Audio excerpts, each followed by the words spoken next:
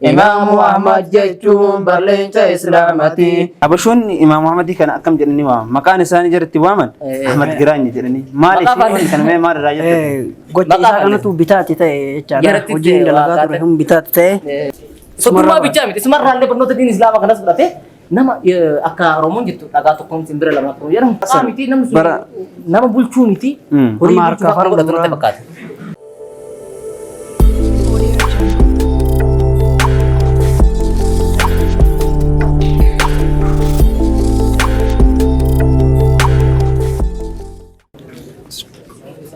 Bismillah sallallahu alaihi wasallam ويا راكنا سينا إمام محمد الرواتي كوها سوداف أسيول جنة درسا كسموتا كنا سلام جنة بودسا غرسنا كنا إيه كتير وقام تشوف يا راكنا تو سلام سالين الراب جسد سوداء سمال جتان تي السلام عليكم ورحمة الله وبركاته وعليكم السلام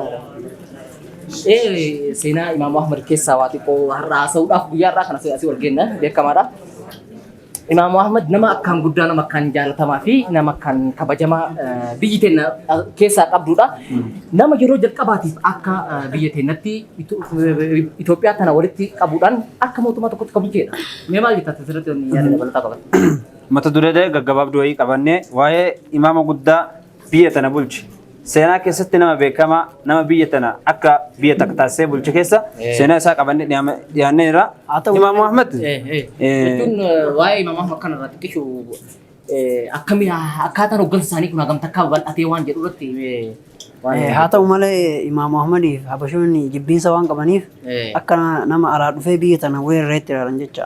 Weeraraa taasisu nama kenna waan ta'eef namni hamba waan jibbuuf sababa isaan irraa mee hoggansa isaanii kam takka kan faarfamu ture waan jettaati. Imam Muhammad nama guddaa nama hayyuu biyya kun qabdudha. Itoophiyaa keessatti namni akka Imam Muhammad argames hin beeku.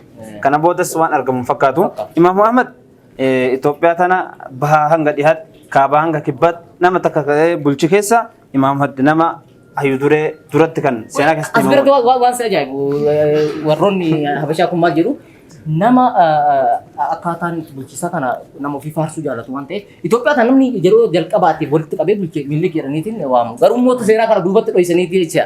Imaam Muhammad nama yeroo jalqabaatiif islaamummaan bulcheedha waggaa 15 bulchee islaamummaadhaan jecha yeroo yoo laallu Imam Muhammad hayyuun kun akka jarrisettu namni dur Itoophiyaa bulchi mililik osoo hin turin nama islaamati. Hayyuun beekamaan Imam Muhammad jedhamu kun Itoophiyaa bulchuu isaa seenaa ragaaba. Jarris seenaan dho'isuudhaaf jedhanii adda mana beeteknaatii keessatti addatti waa'ee warroonni beeteknaatii keessatti dalagu kunniin adda seenaa dabsuudhaaf jedhanii adda ta'aniitu qophaa'anii dhaabbatan jidduudhaan. Waa'ee dhalootaa fi guddina Imam Muhammaditti achi adeemne. Isaan booteetti dhalatanii waan jedhutti dagannee Imam Muhammad bara 15 akka lakkoomsa Awurooppaatti bara dhaloota isaanii magaalaa Harar keessa ganda Hubatti jedhamutti kan dhalateedha. Bakki Hubatti jedhamtee dhaloota Imam Muhammad bakki inni itti dhalatan kun gaara mul'ataa achi jiratti bakka gaara mul'ataa jedhamu kana. Seenaa kana deebi'ee seenaa biroo kan bakka keessatti maal jedha se fakkaate gandi kun harargee dhiyaa keessatti naannoo gaara mul'ataatti argama. Gandi isaan Hubatti kan jedhamtu kun jecha fageenyi isaa akkamitti Hararraa kiiloomeetira 32 akkana fakkaatee argamti. Kiiloomeetira 32 fagaatee fageenyi isaanii isii akkana fakkaatti.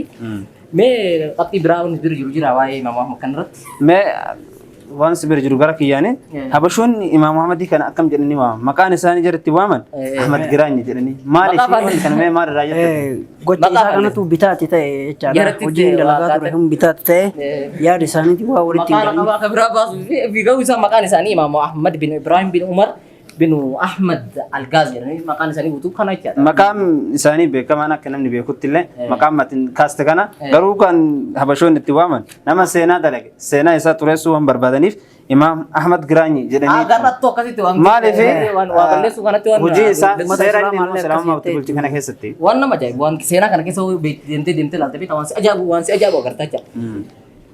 Mee akkaataa dhaloota isaanii kan ammallee osoo keessaan bahin warri beetekniitii keessatti kitaaba dogoggoraa barreessu kunni seenaa osoo hin ta'in asoosama wanti seenaa miti seenaa jechuun wanta dhugaa fi haqa irratti hundaa'ee kan barraa'u waan ta'eef jarri kan barreessaa turan asoosama asoosama jechuun wanta dhugaan qabatamu qabni irratti kan barreessaa turan mee waa'ee dhaloota isaanii eenyu irraa dhalatan jedhan jettee barreessee waan akka jarri seenaa dabsitee barreessitetti yoo ilaallu seenaan dhugaan lafa jirtu kan nu beeknus kan kitaaban barreessames kan warri islaamaa irraa beekus nama hayyuu kana irraa beeku akka jarri jedhan sana sun taane أكانوا بينوتي جري وان جتة مقاسة بلسة شمسية الردات أما نمني سين إن الردات تكوني ملوك سينا Mallok saya tadi ni Malok sih udah dalam mudah irarga. Berharga meti. Maka karena mar jibas nama kinap kau durakan ke karena mar bakal belesu cajar kan. نمني إمام محمد جل مكون بيوتا تنكستي سينا قد وار دلقف لولا يرجع القباتيف كرشان ترباتا مجاتي لولا سايرو القبا عمري دي لم تقط Yeroo Yeroo san keessatti eh. nama Imam Mahfuz jedhamu bulchaa ture. Yeroo san Imam techa. Muhammadis nama kanatti dhiyaachuudhaan intala isaa irraa fuudhee itti soddome. Waan si ajaa'ib kun amma Imaam Mahfuzin kun yeroo bulchaa naannoo irratti kan bulchaa ture yommuu ta'u Imaam Ahmaditti achi siquudhaan barnoota diin Islaamaa kanas soddummaa bichaa miti isumarraallee barnoota diin Islaamaa kanas fudhatee nama akka Oromoon jettu dhagaa tokkoon simbira lama akkuma jedhamu soddummaallee barnootaallee diin Islaamaallee bakka takkatti irraa fudhatee yoo laaltanii nan kun hayyuu beekamaa hayyuudha nama hayyuudha nama sheeka isaa soddaa ta'eetu irraa nama nama kana akkuma bulchaa ture Imaam Mahfuzin kun garuu immoo akkaataa Imaam Mahfuz ajjeefamee ture. Innis Imaam Mahfuz duunaan gara Garaa dhabuun kan jedhamu. kan jedhamu achi baqateetiin innis achi garaa dhabuun kan jalatti waa baay'ee seenaa guddaa dabarse. Innis akkasuma nama qabsaa'aa ture garaa dhabuun. Garaa dhabuun kun nama kan farshoo biyya keessatti dhogguu sirboota garaagaraa dhogguudhaan Islaamummaa tana gad dhaabuudhaaf yaalii guddaa taasisee ture. Garuu mootummaan ajjeesan jedhu kun akkaataan ajjeefamuu Imam Muhammad gaafa gara dura jala tures loltoota waraanaa keessaa nama akkaan cimaa ammoo loltoota fardaa keessatti ammoo beekamaadha. Fardoota Imam Muhammad egaa hangoo isaa qabatee gara hangootti dhufe keessa loltoota fardoota 100 kan qabu ture. Kanas yeroo jalqabaatiif lola gaggeessa keessatti injifannoo guddaadhaan Ammas kuma osoo kanaan jiru Imaamu garaa dhabuun kun ammallee du'e. Ammas Imaam Ahmad bakka dhalootaatti deebi'ee waraana gurmeeffachuu jalqabe. Gaara mul'ataa inni sanitti deebi'eetiin waraana gurmeeffatee jecha gaheen lammaffaa. Yeroo jalqabaatiif. Qabsoodhaaf dhuunfaa isatti hoogganeetiin yeroo ka'ee gara qabsootaatti deebi'e. Namni kun baay'inaan beekamaa yoo taatu biyya kana keessatti biyya namni hin beekne yookiin magaalaa Hararee jedhamu Harar taa'eetiin Itoophiyaa tana bulchuun seenaa keessatti waan beekamaa. Minilikii jarri faarsitu yookiin ammoo namni jarri akkanatti biyya tana Itoophiyaa namni jalqaba bulche Minilikii jedhanii faarsan kun akkaataa hooggansa biyyoota akka Harar. haqa eeguun keessatti hin jiru. Ayitti akkan jiru. Bara sana Nama bulchuu miti. Horii Nama bulchuu harka akka godhatu farda natti fakkaata. Akkanatti fakkaatutti nama horii bulchuu horii tiisuuf ta'uu. Maaliif hojii isaa yoo ilaallu namni yoo seenaa isaallee himuu baate hojiin isaa isee. Seenaan yoo kan immoo yoo hojiin isaa isee himuu baate seenaan isee.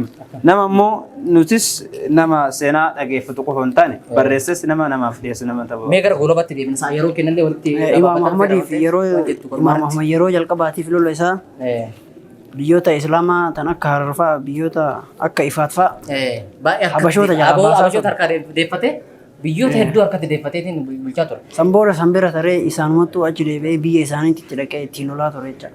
Akkan mee goolaba sagantaa kennaa waan duree kana guyyaa irraa kenna kan goolabnu xiqqishuu hawaasa kan daawwataa jiru kanaan waa wayiitiin goolabnaaf mee maaliin goolabnu? Wani jirtuun hin barbaade. Hayyoon namni keessummaan kenna sagantaa akka xumura kennatti nu waliin turaniin ogeeffatuudhaaf waan isin jennu seenaa dhaga'uu qofa hin taane ammoo haasa'uu qofa hin taane barreesses nama dubbisu nama immoo ka dubbise sanis qoyyabattu nama haa taanu jechuudha. Seenaa kenna moo wanti hin goolabnu xiqqishaati biyyaa wayii qopheessinee fi irraa keessummoota kenna. Yaati biyyaa kanas kan waliin tumtaan. Maqaa rabbii kan kootiin qophii kan koo jalqabaa amrii waa hundaatu isaatu harkaa qaba. Seenaa Imaamu Ahmad keessaa xiqqoo seetuka hanga xumuraatitti qalbiidhaan na hordofa. Hanga xumuraatitti qalbiidhaan na hordofa. Imaamu Ahmad jechuun barleenca Islaamati kan inni itti dhalates garbiyyuma kennatti. Magaalaa Harar keessa gara mul'ataatitti sabummaa isaarrattis waldhabbiinis ni jirti.